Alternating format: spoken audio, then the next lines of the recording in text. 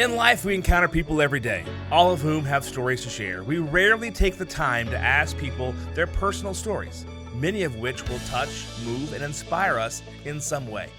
Matt has a passion for making authentic connections and learning about people from all walks of life. He has lived a life of giving back to the community and making a difference in people's lives. Are you ready to meet fascinating people and hear some inspiring stories? The Matt Hilton Show will introduce you to a world of possibilities you never knew existed. Sit back, be present, and enjoy. Here's your host, Matt Hilton. Hey everyone, this is Matt Hilton with the Matt Hilton Show. Today's guest is the Vice President of Social Impact of a local sports organization, and she's an Emmy Award winner. You don't want to miss this show. Stay tuned. Inspired, experienced, customer-focused. Find a mortgage that fits your needs with Maria Leach at First United Bank Mortgage, specializing in construction and closing all types of loans, including jumbo, portfolio, conventional, FHA, and VA. A tenured team, outstanding service, competitive programs. Finance your dreams with Maria Leach at First United Bank Mortgage. mleach.firstunitedteam.com, 214-316-7915. mleach at firstunitedbank.com. Member FDIC, Equal Housing Lender. Welcome to the Matt Hilton Show, and today's guest is Ana Gonzalez, and she is the Vice President of Social Impact at the Allen American. So welcome, Ana. Thank you for having me. Yeah, you're so welcome. I appreciate you coming in today. And before we started, I asked her a question. I said, what is an interesting thing about you that not a lot of people know? And what did you say, Ana? I am terrified of ventriloquists. Of ventriloquists? Yes. Okay, so is everything about them. Everything about it. It's not just the dummy talking and the other person keeping their mouth closed. The whole concept is just absolutely terrifying to me. Okay, okay. Well, that's an interesting thing, most definitely. Well, fantastic. Well, so tell us a little bit about yourself. Like, briefly describe you. Like, what makes Ana Ana? Like, what are you passionate about? Okay. Yeah. Well, I guess, what makes me me is I'm very passionate. Wow, I just tied that in There we go. Right out of the gate. About giving back to the community, and I'm doing it with as much creativity as I possibly can. Okay. My background is actually in television. My degree is in radio, TV, and film from Texas Christian University. Okay. And I ended up having about a 24-year career in television through local government, commercial television, and I do sports broadcasting still. And I was very fortunate to win 2 Emmys while I was working full-time in television. And then just throughout the course of life, life zigzags and career zigzags, and I ended up working in nonprofit, and now tying sports, television, and philanthropy together, as now working in front office sports as the vice president. So. Wow, that's fantastic. So, going back to TCU. Yes. Mm-hmm. Wow. So you said you won 2 Emmys. Yes, 2 Lone Star Emmys. Mm-hmm. So tell me about one of those. Like, what was special about what you did to win those? Actually, okay. One of them was, it's funny, it was for when I was working for the city of Plano. And we needed to do a quick PSA to promote nickel neuter through the animal shelter. And I was fixing to go out of town, and I really did not want to write the script. I wanted to get out of town, and so I wrote the script in 15 minutes and tailored it after an old-fashioned movie, black and white movie with this cat going to go get neutered, and we won an Emmy out of it. But when everybody found out the concept, we all jumped on board, and everybody's learning their cats, and it was just a great fun concept, and we were shocked that we actually won. So. Wow, that's fantastic. So how does one win an Emmy like that? Like, is it self-nominated from the company you work with, or is it peer-nominated? No, like, it's self-nominated. Okay. It is through the Lone Star Emmys here in Texas. Okay. All the cities, local government, all the stations, and back when I won, and actually I went on to contract for the Emmys for a little bit. Mm-hmm. This was back in 2010, 11, so it's been a while, and I'm not as familiar with the process now. But you would not submit entries, and get peers would, vote on you from all over the different cities and stuff like that. And then the call for entries, the Emmy shout outs would come out, and I think it was in June. And then the actual Emmy award ceremony was in October. So, yeah. Well, it was fantastic. some fun days back in television. Yeah, for sure. And I asked that question because a lot of people who are watching probably don't know how that process works, right? So it's all new. Yes. So where did you grow up? Like, what brought you to North Texas? Have you always been here in this area? I have. My family, my dad worked for Frito-Lay. When he retired, he was vice president at PepsiCo. So he worked his entire career at Frito-Lay. Okay. And we moved here from Atlanta back in 1980. And I lived in Plano, in class of 92, Plano Wildcat. And went to TCU after that. Stayed in North Texas. I had a couple of opportunities to go out to LA or New York to work, but my family was here, and having a career in television in Dallas is not a bad thing at all. And so I just kind of stayed home, close to home, and here I am, still close to home. Close to home. Yeah. You're not that far away. You're just in Allen, right? Yeah, exactly. That's where you work anyway. So tell us a little bit about what you do with the Allen Americans now. Okay, well, that's actually an interesting story. I was working for the Allen Fairview Chamber of Commerce when I picked up the phone, and it was the team president, and this was during COVID. Okay. And they were wanting to join the chamber again. So I went and had a meeting and had a great conversation, and next thing I know, he's like, "I like you. You're very philanthropic. You know everybody in the community just through leadership programs and chamber work and things like that." And he said, "I want to create a job for you." So basically, we realized that the Allen American coming out of COVID. We needed to get back out in the community, work with our nonprofits. We have an obligation to, through our players, through teaching children, anything like that, to be able to give back to the community. And he was like, let's figure this out. So we ended up basically creating my job. And for about 6 months, I would walk in, and I've gone through three title changes. We rebranded, different logos, ways to get the community engaged, while our players could not get engaged with the community yet because of ECHL COVID protocol. And just slowly but surely, it just morphed into this position, and I actually was just promoted to vice president last week. So awesome! Well, congratulations! Thank you. Yeah, Thank you. Fantastic. So, social impact. I mean, you said your job was created. I would assume that title was maybe created as well. So, why social impact and not community engagement? Like, what was the reasoning behind that? Because I like the word impact. You can get engaged. Absolutely, you and I are being engaged in a conversation. When I say something that really changes your life, that makes it impactful. And that's what I'm here to do, is basically to change some lives and to do something just more than something that you do for a few hours and then you turn around and go home and everybody forgets about it. No, it's something that is going to stay with people for forever. And that's exactly why we went for the social impact title. Right. Very good. Very good. I love that. Yeah, because a lot of times, people are engaged for a moment, and then, like you said, it's over, and they move on to something else. Exactly. So, so being impactful is interesting. So, speaking of impactful, who is someone in your life that has impacted your life, and how did they impact it? Oh, 100% my son. I've got a 21-year-old son, and he is, the kid started working when he was 14 as a soccer referee.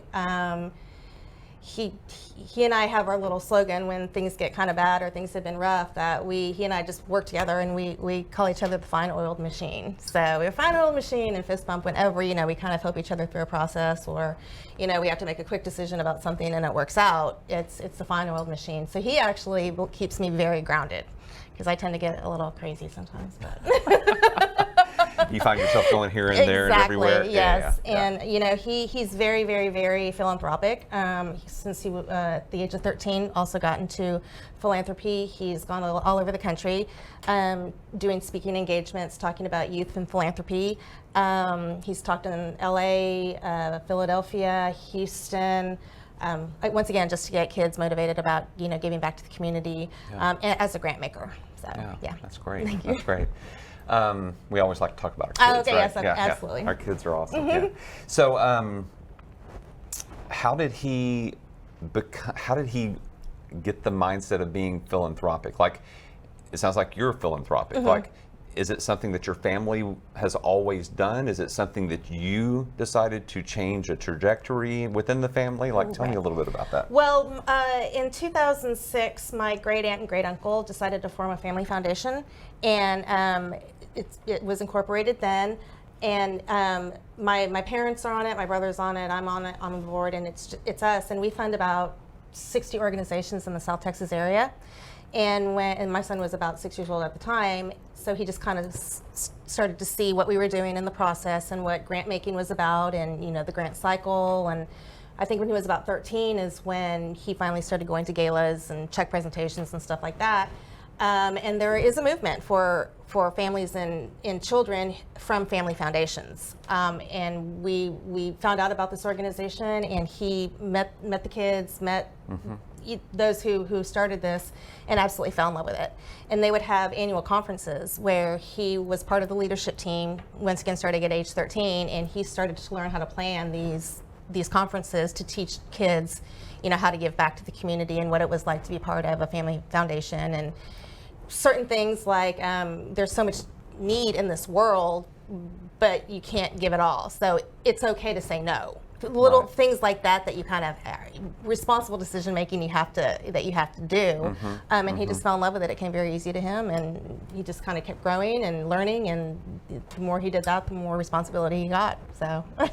Wow. Yeah. That's fantastic. And what is the name of this foundation? Oh, my family foundation is the Guadalupe and Lilia Martinez Foundation.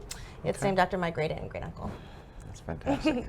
And I'm sure it's impactful. Very, yes. Yes, yes. on those that it serves, for sure. So you are also part of another foundation, correct? And participate in that. So Yes. tell us a little bit about that. Well, it is the Red Lamp Foundation, and it is through the Allen Americans. We're the philanthropic, say that 5 times, branch of the actual hockey team. So that was the other thing, was when I got hired, the Allen Americans Foundation existed, but it had kind of twilighted a little bit, and so it was, rebrand, restructure, everything, and get back out there in the community. And so that's what I've been doing since, I got hired. Actually, a year ago yesterday was my 1-year anniversary on the job.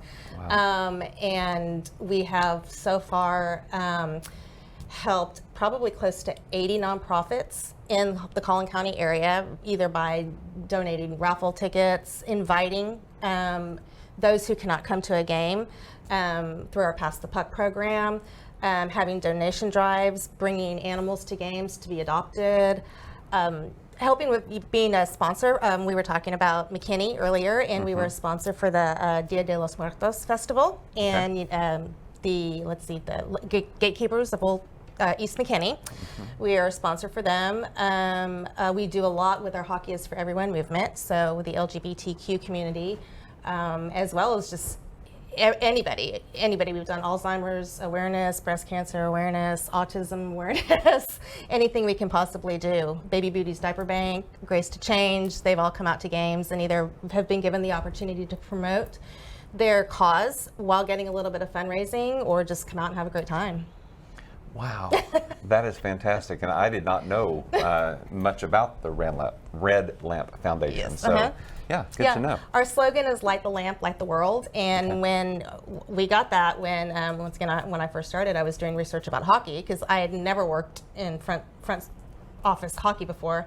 And I started going through all this terminology. And when I heard light the lamp, that means to score a goal. Then I thought, oh my God, well, light the lamp and light the world. There you go. And just take off from there. Wow. Wow, that's fantastic. So, it reminds me too of something that I heard a couple of weeks ago. I heard Brene Brown speaking to a group, I think it was just a group of students, and she was talking about not being a candle blower outer. And that's what she taught her kids. And what that is you are surrounding yourself by people who will make your light, your candle light, shine bright. and don't have people around who are going to dampen it or blow it out. Absolutely. And she teaches her kids too not to be a candle blower outer, right? So, you know, make other people's light shine bright and don't dampen or blow theirs out. So I just thought that was a great visual, and when you said that about the red lamp, there I you was go. like, I'm going to steal that. okay. I love that. So yeah, so surround yourself by people who will keep your light shining and be the same example to them too. Absolutely. So, for sure. So, what is your greatest fear? Oh my gosh. Well, just the typical greatest fear is as having something bad happen to a loved one. Oh, that's a good one, because I try not to think about that. Honestly, I really try not to think about greatest fear, because that will affect my energy. Right. I think, honestly, just any kind of more injustice in this world. You know, it makes me sad when people, as silly as it sounds, on Facebook, they post, oh my gosh, I found this mindless, you know, garden snake in my house, and everybody says a good snake is a dead snake, and that just, you know. Right. So I think my greatest fear is kind of people not learning and getting kind of caught in a rut to where they just are focused on themselves and not. Honestly, the best way to put it is somebody blew their candle out. I think that's probably my greatest fear. So it does make sense. It makes a lot of sense. So a follow-up to that is, how do you overcome that fear? Like, how do you not think about, because a lot of people, you know, they drown in their fears, right? They let that overcome their lives. So what have you found to keep you positive, to keep you moving forward and not being held back by your fears? I am very, very lucky and very blessed that my parents are still here. They're still alive. They live 10 minutes from me. They give me a lot of support when I need it. My son, once again, fine oiled machine. That is you know, something that just kind of reminds me that I'm in a good place. I've got, hands down, the best support system of friends that I could possibly ask for.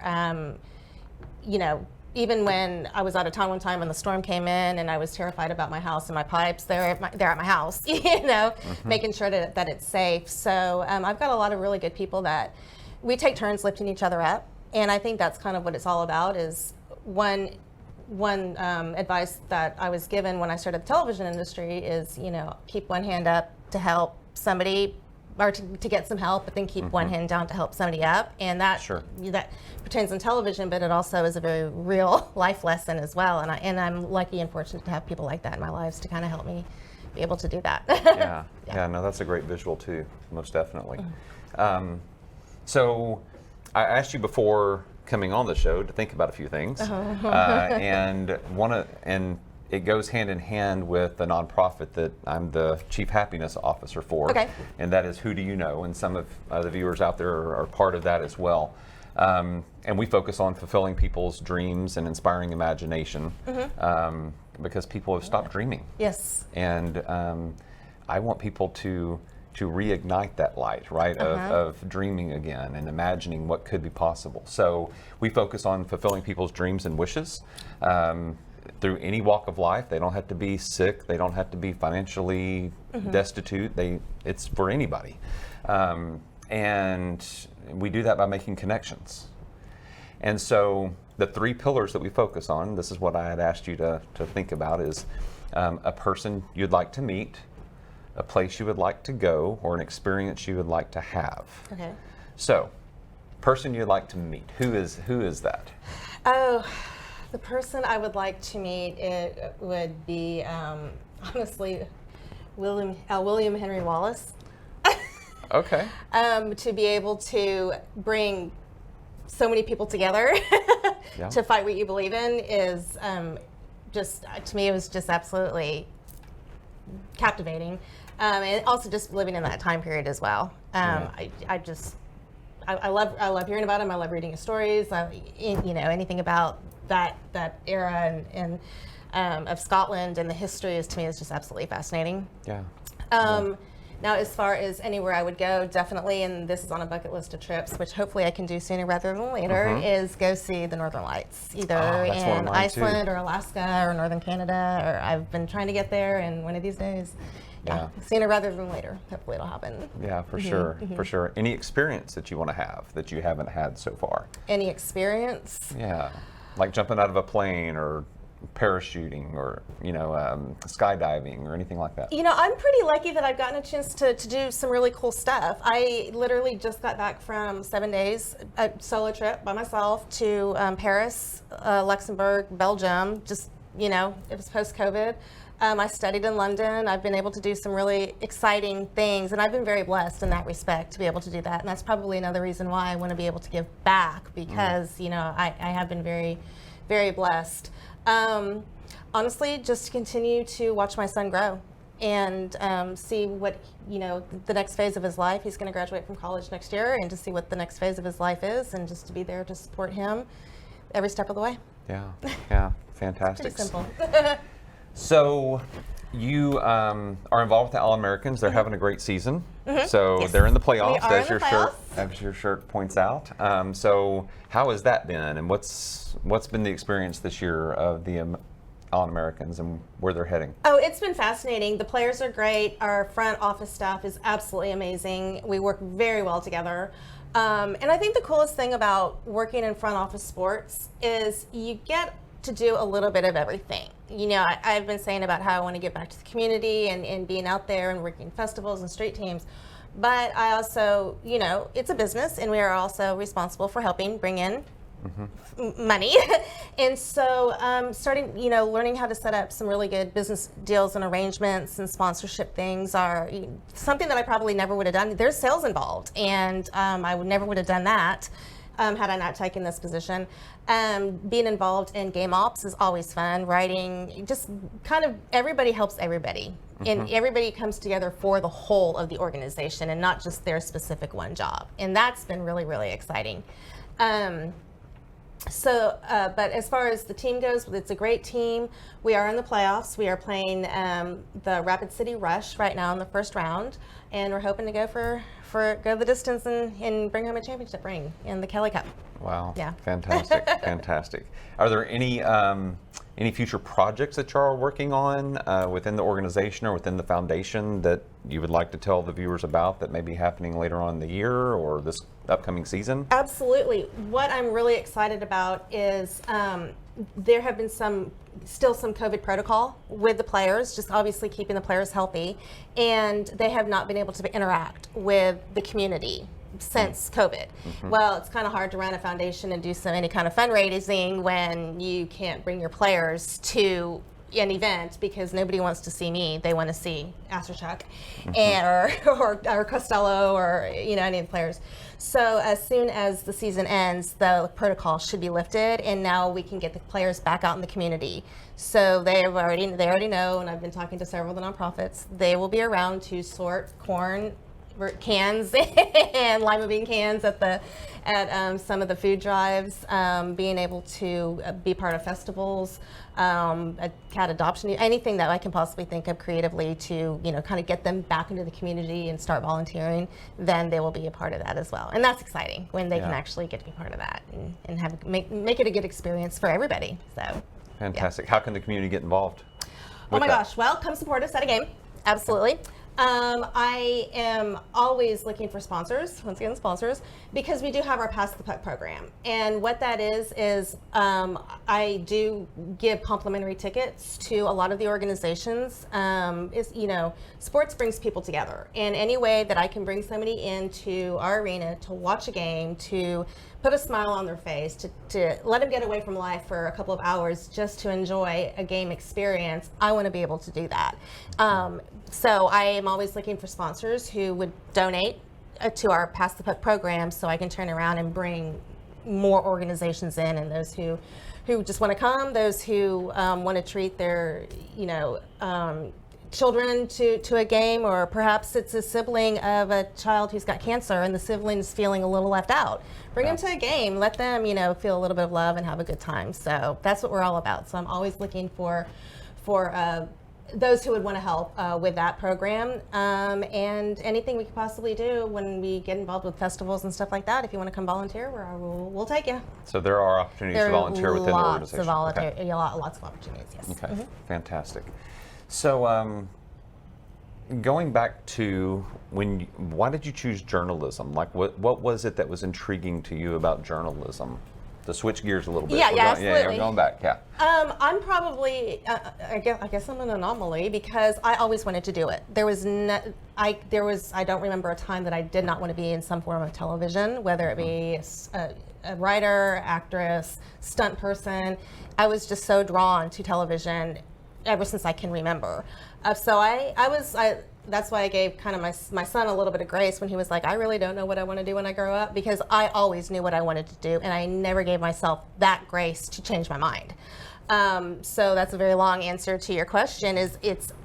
I don't know why I was just so drawn to it. It was just something I was passionate about, and I'm very lucky that it was something that it came kind of easy to me. Obviously, we have challenges, but I understood it. I understood the theory. I understood the angles. I understood, the process very easily. So it was a part of me. So yeah. So would you find yourself watching somebody do you remember a reporter or somebody that you were like, that you followed a lot, or it was just the journalism, like behind the scene? Like, what was it that you were like really intrigued with?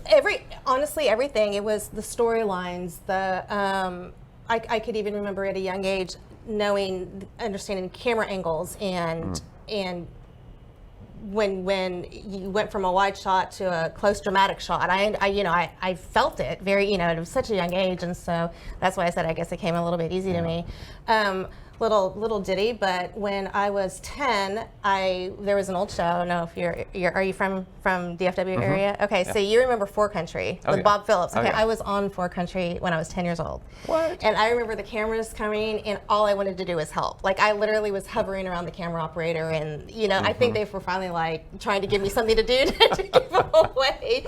So they were like, okay, that little light there, okay, pick it up this way, and I moved it. And like I said, I was in the 4th grade when that happened, and I ended up working with Bob Phillips, several times in my career, and yeah, he remembers me. He remembers that episode. So, like I said, this was embedded in me. Wow, that's a blast from the past for sure, right? Yeah, Four Country. Wow. Well, good deal. So to kind of wrap up, what would you tell your younger self today? Like, if you were to, why is that funny? Because I just had a conversation with a friend about this, and I was like, he's going to ask me the same question. I knew you were going to ask me this question, so this one I'm prepared for. Oh, that's great. And that wasn't planned. So what would you tell your younger self?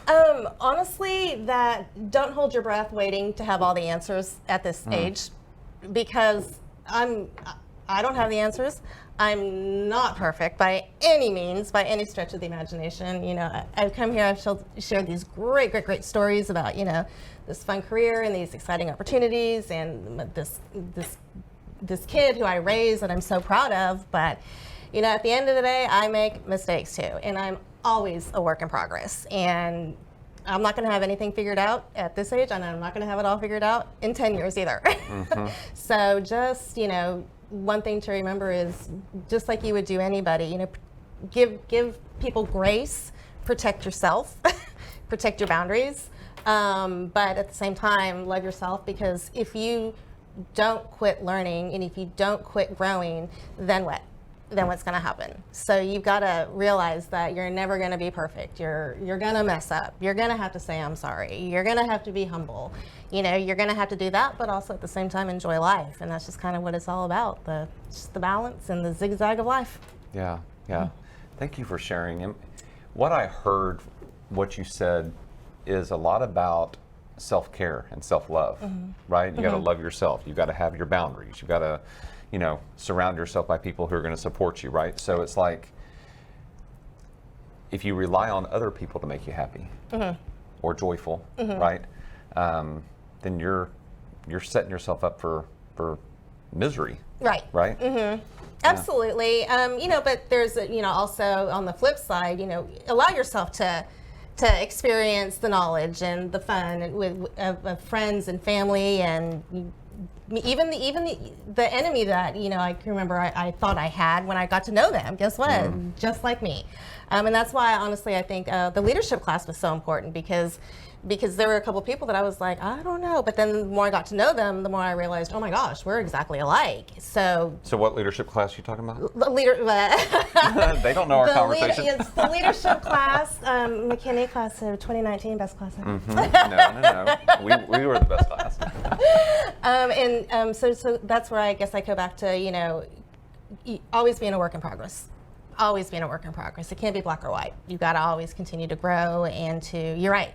Take care of yourself, take care of others, take care of yourself, take care of others. Yeah. And it is sometimes it's okay to say no as well. Yeah, I struggle with that quite a bit. I like to say yes, that I can do this or that, especially if it's something that interests me, right? But you have to, that's one thing I've learned is you have to say no sometimes. Yep. Absolutely. Yeah, for sure.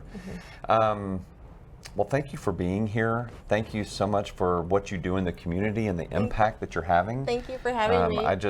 This is the first time we've actually met in person. I know.